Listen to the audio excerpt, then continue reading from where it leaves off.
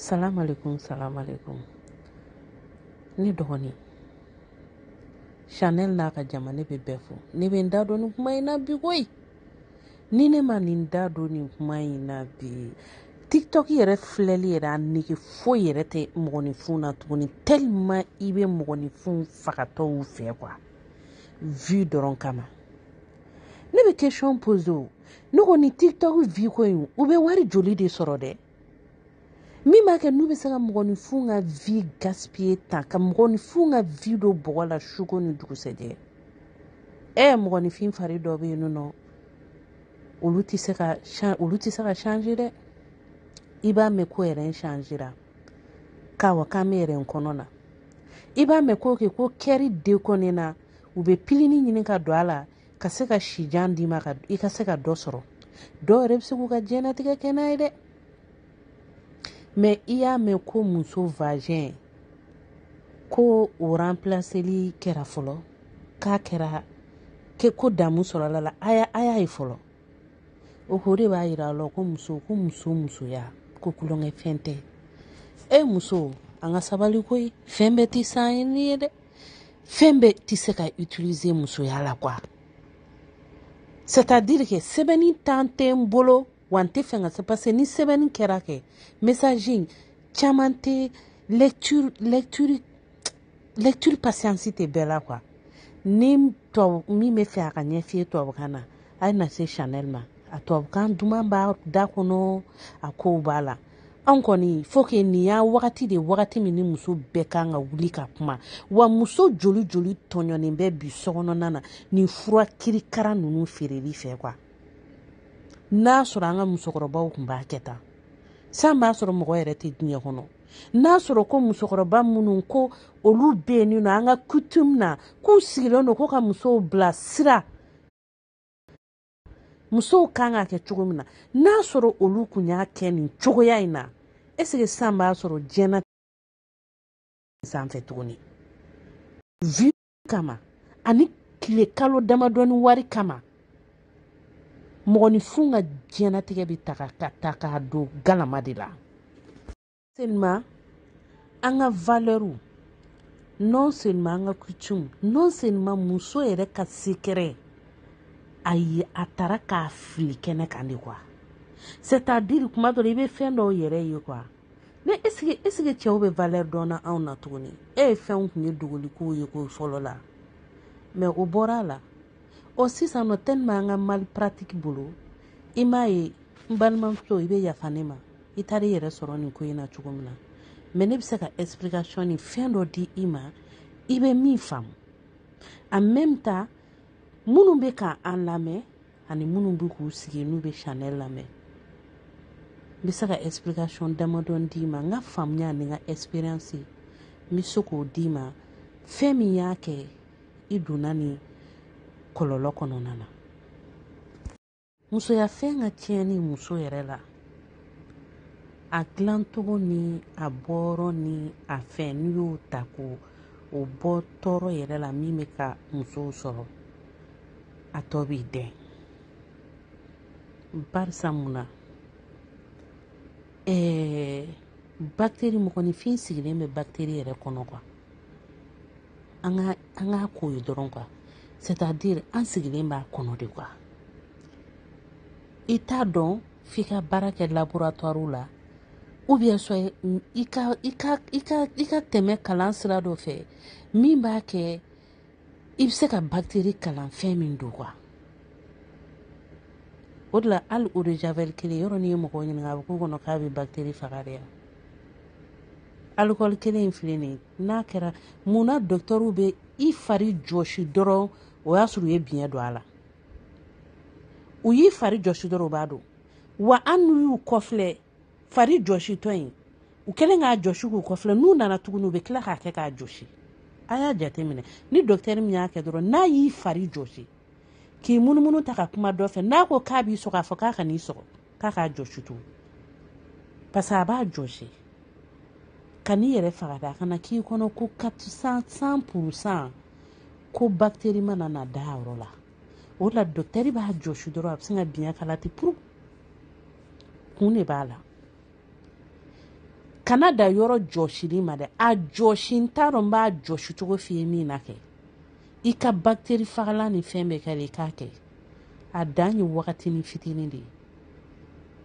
e ka tila k'i munumunu n'a sɔrɔ ko microscope b'i bolo min bɛ bactérie détecter a du i ɲɛna tugun i bɛ n'a finnen de y'ale e b'a fɔ ko ayi k'a k'i b'a nin bɛɛ kɛ k'a fɛ c'est-à-dire kuma dɔ la an fariw yɛrɛ de bɛ olu de b'an dɛmɛ ka se ka an bɔ bactérie ninnu ka janfa ni sɛgɛn ni tɔɔrɔ la quoi a n'u ka bana na fo adamaden k'o de faamu quoi musow a ye se yɔrɔ la yɔrɔ min n'i bɛ se ka damu sɔrɔ musoya i ka musoya kɔnɔ c'est-à-dire ka plaisir si yɛrɛ ma ka tila k'a si i cɛ ma ka tila k'a si a kɛra i ka fɛn fɛn diɲɛ kɔnɔ ka sɔrɔ ni degun ma don i kun a kana kuma dumanikɛla ninnu na ye TikTok sanfɛ dɛ u yɛrɛ y'an danbe yɛrɛ bɛ bɔ an na fɔlɔ muso ka fɛn foyi dogolen tɛ bi an bɛ fɛn fɛn kɛ n'an bolo ko k'an bolo k'an cɛw b'an kɛ muso de ye cɛ ninnu b'a bɛɛ kalama u dɔw bɛ yen n'u y'a video ta k'a ci i sigilen ma i mana dayɛlɛ k'a lamɛn i yɛrɛ t'a dɔn i bɛ sanfɛ i bɛ duguma a ye TikTok min musoya fɛn sanu a y'a dabila ne balimamuso min filɛ nin k'i sɔrɔ nin ye fɛn fila de bɛ se k'a se ma fɔlɔ n'o tɛ musoya farali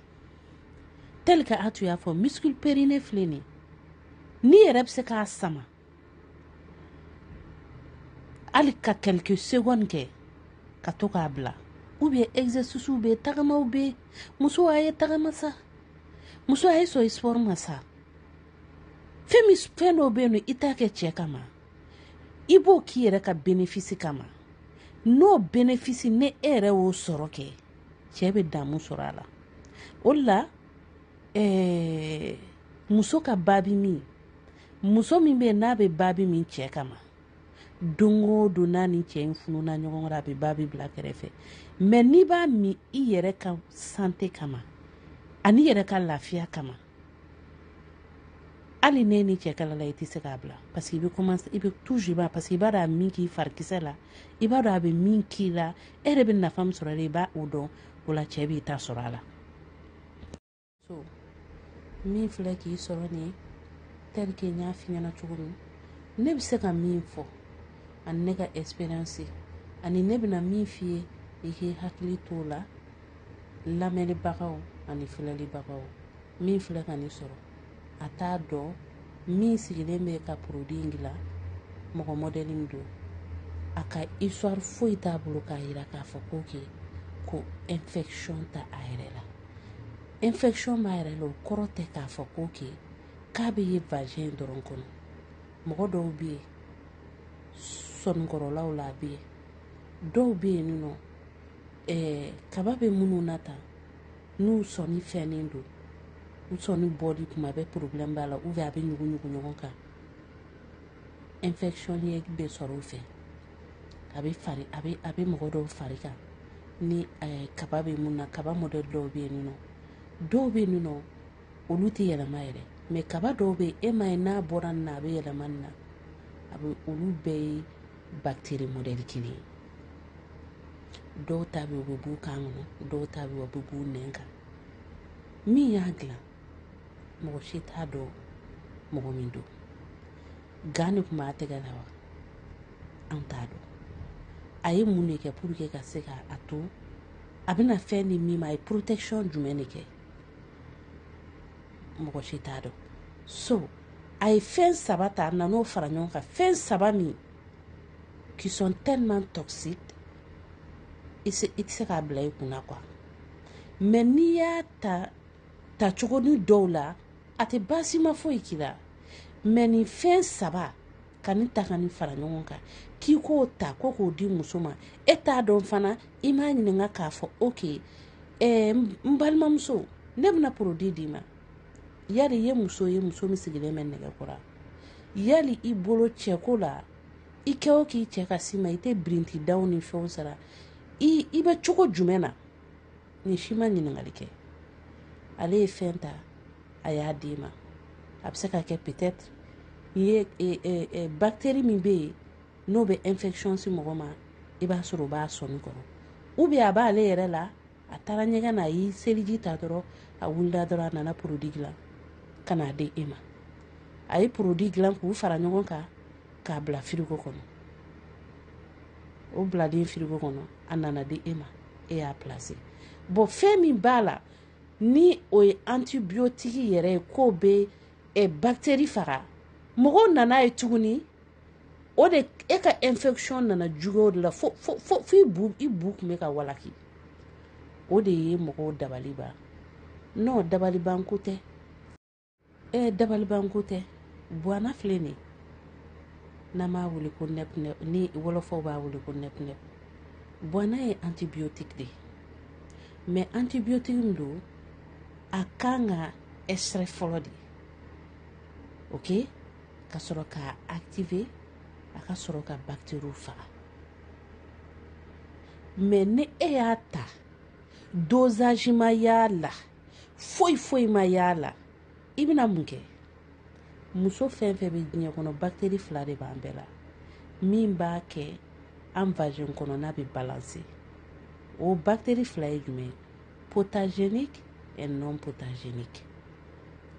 ok